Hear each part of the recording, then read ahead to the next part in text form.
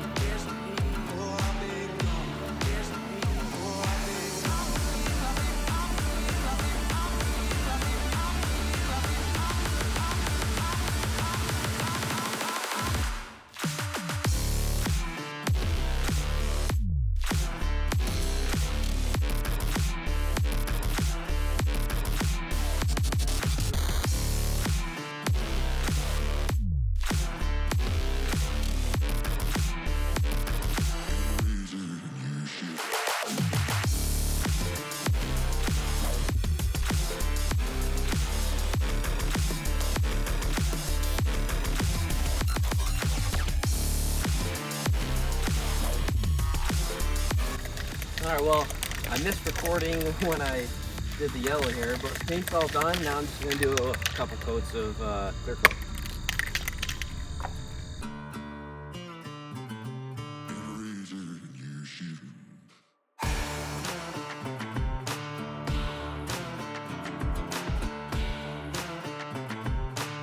All right, so I finally got the 2-posts stood up. I think they weigh like 900 pounds a piece, so it took 3 of us to lift it up there, but they're finally in place. Pulled the car in here just to see how it would fit. You know, I had to get between the track and the motor. So this is how it's going to be sitting. I got quite a bit of room in the front, which is what I want, and still tons of room in the back to walk behind the car. Unfortunately, I mean, we're gonna have to make sure the garage door is down to lift this if I'm gonna have to be putting it all the way up there. I just went and got, let's see, here are the anchors. You just drill this out 3/4 of an inch, hammer those in, and tighten those up. I think they said about 80 foot-pounds. I did see a lot of stuff online on people saying that it's actually better to just drill the holes and then put epoxy in with threaded rod instead of these anchors. So I thought, hey, why not? I'll put some of this anchoring epoxy in there and then put the concrete anchors in. Guess I get the best of both worlds. So now I'm gonna grab the hammer drill and then start drilling these holes out.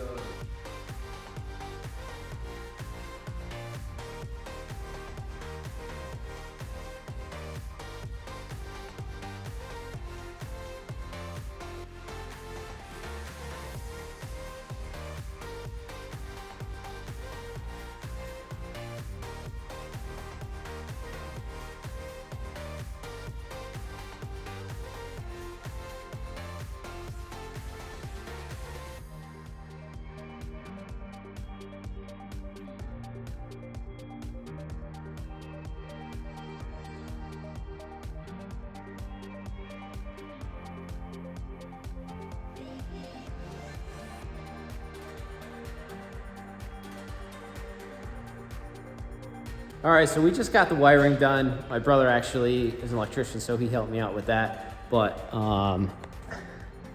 we have some flex going up to this hard pipe that he did, 3/4 of an inch. Ran over here, bent down, and this used to be where the thermostat was for these heaters. We actually stole power from this because I have a split unit. I'm actually putting a different thermostat on my split unit right now, so the cover's not on, but these heaters used to use them, but now with that, we don't need these, and these are powered by a 20 amp 2-pole, which is exactly what I needed for the lift. So we actually pulled the thermostat off the wall here, grabbed power, and then just used that. Now I'm just gonna jack the car up as high as I can get it and leave it here for, you know, a day or two. Lower the car back down, retorque the nuts just to see if any of them pulled at all or moved or loosened or anything like that, just to be safe before I get under the car and start using it. I already filled it with fluid, and the way that you bleed the system on these is you don't even have to lift anything up. I just had the arms to the side. You bring them all the way up to the top, and then it must have like a pressure relief valve or something. It says you just keep running the motor for like a minute or two, and it will bleed all the air out. I already did that and then lowered it back down, so now we're gonna bring the car up. So I'm just gonna leave these on the safety stops overnight, come back and lower the car and check them. But last thing I do need to do is still paint these arms to match the rest lift that I painted.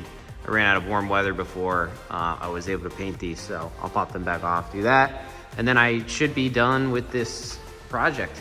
As always, thank you for watching the videos. I really do appreciate it. Finally got the shop set up so I can start some car work. I'll see you in the next video.